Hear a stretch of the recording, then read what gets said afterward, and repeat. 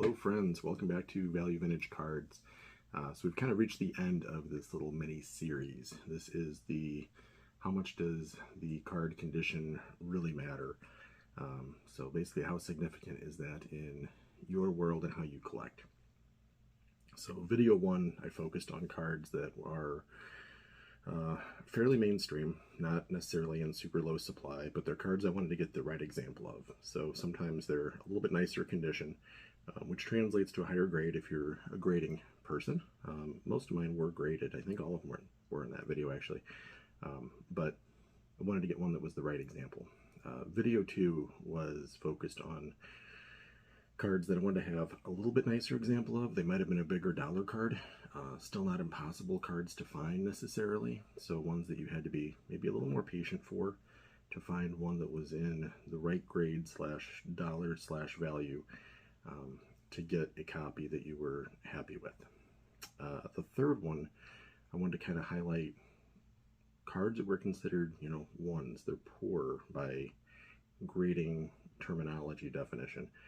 But within that, those cards are still wonderful to look at. They're still really probably the biggest segment of my collection. They're cards that I truly am just happy to have. And I think the copies that I have, the versions, the exact, exact card that I was able to find, I think still look pretty gosh darn good, even within the scope of being a one.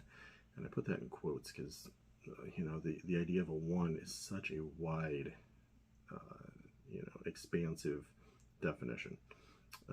Every other grade has some pretty tight parameters. One is kind of not A, but not 1.5. It's this huge, expansive range of things. So, when some people hear one, they think brutal blender card, and I tend to think could be a pretty amazing value and deal and the way to go. So I want to highlight those in video three. Video four here is going to be kind of the other end of the spectrum, and I'm going to explain what that is when we dive in here. But these are going to be all cards that in my world you really don't get the choice to sit back and wait for the quote-unquote right copy. If you're a centering person, if you don't like authentics, if you only have this slab, if you only like anything you define as parameters, you're probably out on shopping for these kinds of items. Or it's going to take you years and years and years and years to find the one that checks all the boxes for you. So I'm going to share 10 now. Some will be a little stricter on that explanation than others, and some will be maybe ones you'll debate with me and say, no, I think I can wait and find that. But I think these 10 illustrate that point pretty darn well. So let me flip the camera around here and we will dive in on these 10. All right, friends, I'm going to kick this off with one of my favorite cards that I have, period. And maybe that's why I put it in this grouping. This is what I looked for some months, and there really wasn't an option out there. I think there might have been one for sale that was way overpriced, but they just didn't come up much. And so finding one that was affordable, one that was either auction or buy it now at a fair price, was kind of a hunt and a challenge. I haven't really looked for it since, but I think most times when you look online, there's between 0 and 1 available. It's one you're not going to find 4 of at an option at any point, I don't think. So the 1960 Morel Meets, Sandy Koufax. I think the image is fantastic. And this thing, I'm not going to criticize these cards. The point of this, and the other ones I kind of scrutinized to explain why I wanted them, not to criticize. They're all in my collection. I love them all. The reason I'm highlighting this entire set of 10 is to show you these are cards that I didn't get to really pick. If it was a 7 or 8, it was just out of my budget, I'm sure. But when you look at this and you say like, I'd really like to get that in a 2.5, there might be 2.5s. When you're collecting like I have moved my focus to, what I'm really looking for is cards and items and images that you just don't see. So when you're collecting focus shifts to that, you don't worry about any of the details. There's paper loss in the front. Oh well, I want the clean image and I want to have a copy of it, and I no longer care about the grade / condition. And this is, I think this is where I connect with several of my collecting friends. When you show a card, it's not like, ooh, the borders, oh, it's shiny, oh, that's such a nice grade, oh, it's damn, you got that? And that's almost the end of the excitement. That is the statement. Like, no one, you show somebody this card, you know, they're out there in nice grades. They're out there in better ones, probably. But for most people, the minute you see a Wilson Franks from 54 of anybody, it's pretty cool. But the Campanella is just one of the coolest images. And you show somebody that card and they really know cards and they really know that set and everything else, they're going to look at that and be like, damn, that's cool. And that's it. That's what you're looking for. That's really where I'm collecting now. It has nothing to do with the value. That's a $250 card that I bought at Strongsville, you know, time before last. Maybe I've only sent in 2 batches of grade cards to be graded ever, and I may never send in again. I'm not sure. It'll be rare if I do. But this thing I did send in, just to get it protected and whatever else back in that era. But what a fantastic card. Like I said, I'm not going to even mention any of the flaws. The flaws are there. These are super cool, and this should be, I hope, where people are collecting. Doesn't have to be the stuff that I enjoy. It can be anything. When you look at your cards, yeah, some you're going to scrutinize and say, I want a nicer copy or a cleaner image because they're out there, but you collect stuff like this and stuff that when you're a pure collector, like, you're just happy to have that. But these are all cards that I enjoy showing because I think people look at it and say, like, dang, you got that? This is one I would have happily taken in a, you know, lower grade. But there's not a lot of us out there that can say you have the entire set. There's, what, 6 of those in that set? I've got all of them. Some are 3s, some are 1s, some are A's. Some aren't graded. Like, I don't care. I just want to have a copy, and they're tough to come by. The average time you go on eBay and take a look, there's 0. Every so often one pops up. And, you know, if you want to get it, you either, you know, wait for the right deal, and it could take years, or sometimes you just jump in and dive in. And I think this one I bought on Facebook, and the guy was holding pretty strong to the price, and I was like, it's a little stronger than I wanted, and I bought it. And probably 6 months later, I'm seeing these things going in lesser condition for more dollars, and I was like, all right, Aaron, that was a win. At the moment, it felt a little painful, but actually in reality, I probably did real well on it. And part of that is, you know, scarce, tough to come by is kind of in vogue right now.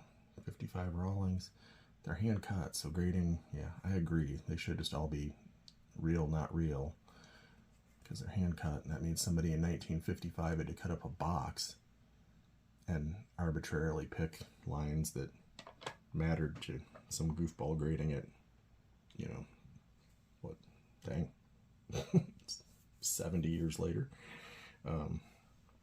That's crazy. This next one was one I sent it in myself too. I sent it in, not really too sure why, because it's not a real big dollar card. The fact they slapped a high number on it is cool. I guess that means what I spent on it probably came back to me, and plus a little bit of a return. But these bazookas obviously are all hand cut, so this is a 63 bazooka. But I was looking for Musials, obviously. Just showed a Musial. There's another Musial. Big Musial fan, collector. Just wanted to dive in and make sure I had his represented in my collection, and there weren't any for you know, weeks and weeks and weeks. And this thing came up ungraded and looked awful clean. There's no lines. So, I mean, PSA probably would have given it an A and SGC gives it a 7. Like, how insane is that? So, you know, it's the same card. Talk about like manipulation. You send it to SGC. I've never sent anything to PSA, so I don't really know what that experience is like, but I sent it to them not even knowing back then necessarily the definitions of how they'd be grading, but you know, blank back item. Just, I wanted it because it's a cool image and they don't come up real often. So it's another one. You might see one out there. You might see none. And this last card from post-war. I have this kind of split. There's 5, you know, kind of golden era, golden age, and then 5 pre-war. So that's your last one. This is one, I didn't know the set existed. I saw this pop up. Ended up doing the deal offline. So very fortunate to get it not on eBay. 1964 Penafiel, which is like a water bottled drink company in Mexico. So I believe from my research there's either 2 or 3 of these graded. End of statement. I don't know how many are ungraded. Doesn't seem to be a lot. I think there's Ruth, Garrett, DiMaggio, Hornsby. There's a decent amount of players actually in the set. I think there's a bunch of Dodgers. I've focused on this card before and explained a little bit about it, so I'm not going to try and deep dive on it right now, but the idea is there's literally a few of these. So if you don't want this copy, you probably can't have the card. Being a Hornsby collector, talk about, like, you know, it's upside down because they print it upside down, but it's got like some scrapbook damage, which is so common it feels like for anything overseas. Write up is completely untouched and clear, and the front looks fantastic. So if this thing was blendered, I would have bought it, and people that collect like me would have seen that and said, oof, that's amazing. Absolutely love that card. How cool is that you have that? Because we're not looking for sharp corners and vibrant images. We're looking at things that nobody has. And that's fun. So for me, that goes into a whole different classification and category. Next one, let me jump in here. This is a good set. This is a little bit more recent for my pre-war stuff. So we got the old 1932 US. I'm going to say caramel because I feel like it feels right for a card, but I call them caramel cards and I prefer caramel, but for some reason this set I say caramel, so call me a hypocrite. Beautiful set. So Ruth, Garrett, still not in my collection, but I think I have a pretty good run of the other guys. Probably more than half of the other Hall of Famers, and there's some other stars in the set that are pretty cool, but Bill Dickey's a guy I collect. These don't come up a whole lot. It's a value vintage grade. That's a nice value vintage grade actually for what I do. But again, I mean, you know, it's one of those, if it was a 5 or 6, it's probably just out of my range, because then you're talking real big dollars. This set can, in mid-grade even, I mean, a Bill Terry I think I picked up for, gosh, barely under a comma, because it was a 4. You know, it was a nice copy. There was no issues with it. This one really doesn't have many issues. The back's maybe got a little bit of stuff to it. But it's a card you just don't see. People don't think it's not available. So for me to have the Bill Dickey, how many do you have in the set? No one says, like, what's the grade? They say, you got Bill Dickey? It's awesome. And that's what you're looking for. You just want the card. Let's jump over. It's a cool one. I do not have that card in the T206 set. How crazy is that? I've got one of every Hall of Famer in the entire T206 set, so I have his portrait. I do not have this image. It's been a little backburnered for me because I actually have this card. So the T206 version, there's, I don't know, thousands graded. This version, there's not. T213, basically same image.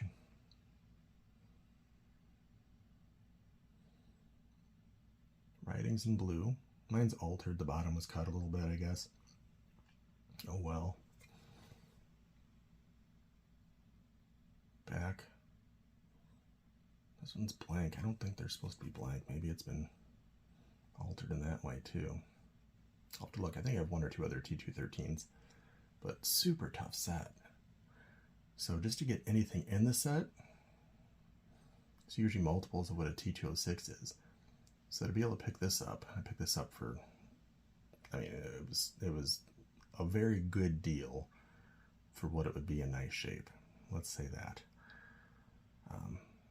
But the front, the image, and just to have a T213 of Walter Johnson, super cool. So that's one of those sets, if you know, you know kind of things.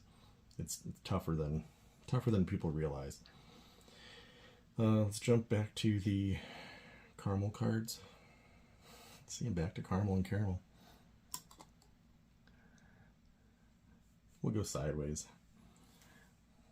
I feel like this is where people love the portraits because they're, or the landscape images, because they are a little bit unique and different, and they also struggle because it's like, how do you display it? Do I put it sideways so all the flip writing is sideways, or do you stand it up and then the actual image is sideways? I tend to always go with the way the image is presented. That's really why you're looking at it. You're looking at it for the card, not to be able to read the label that's been encased on it. If there's been a top loader, I'd put it sideways. So that's how I tend to present the cards if I'm going to put them into a display case or something. That's always a fun topic. But this set in particular is pretty tough. But I feel like the Addy Joss, it gets to be some big bucks when you get into nicer shape. Mine's authentic. Maybe it's been trimmed. Probably right. I haven't measured it. I don't necessarily care. I got that because, I mean, the A made it a little more affordable. It's still big dollars. It's still an expensive card. But that image,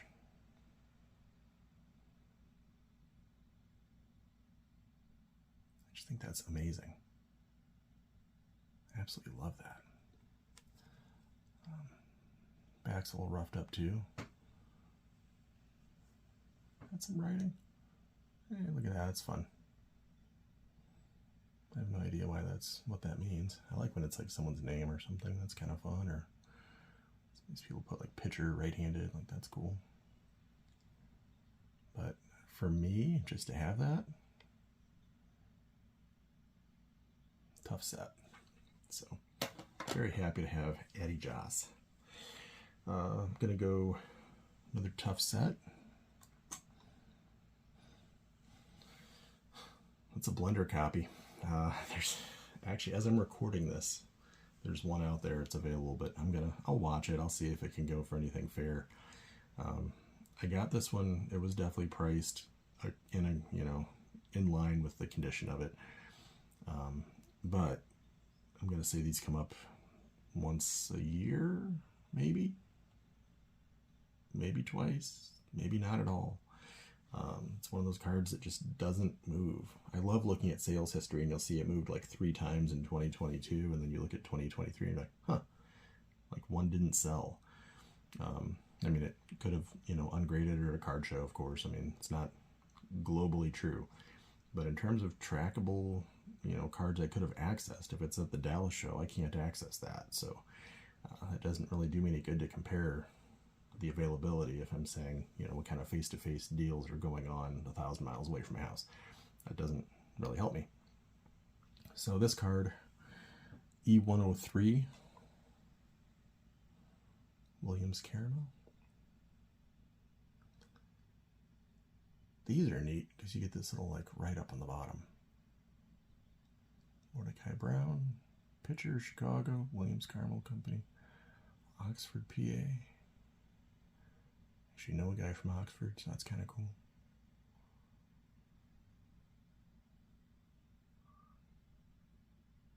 So, just tough to get. Cool image. Blank back and rough. But what a cool image. And again, really, like that's one of those, you'd say you have a card from that set. Cool. And then you say you have a guy that you collect as one of your top player collector focuses from that set. Dang, that's awesome. How'd you score that? Like that's all it takes. That's all that matters on that one. Last one. 1915 Cicini. To me, that is one of the best looking cards. End of statement. I absolutely love that. I don't know if people just think like, yeah, it's cool. Maybe I'm a weirdo, but to me that is one of the greatest looking cards ever made. Having something kind of in action from that era is not easy. And then kind of to have it be an unlabeled player and have it turn out to be Tris Speaker from, you know, an overseas game, and it's really kind of in the peak prime of his career. I mean, he started in the late 1900-somethings. So by 1915, he would have been, you know, star status. It says baseball. So for a while, it wasn't really known who it was, and then they finally found an image and compared it and said, yep, that is Tris Speaker.